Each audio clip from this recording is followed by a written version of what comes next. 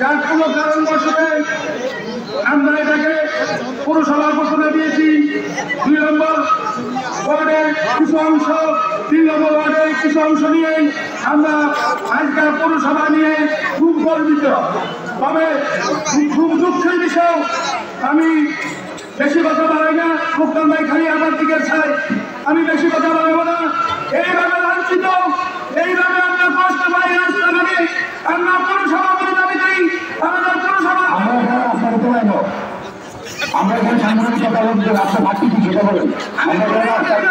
আমি জনগণের জন্য আমি যদি কথা বলতে চাই, মুক্তান ভাই একটা সমাধান আমরা এই কেন্দ্র আসতে পারি নাই। আশা দাবি জুন মাসে দাবি কেন্দ্র কোথায় আমাদের মা বোনের কাছে কেন্দ্র আসতে পারি নাই।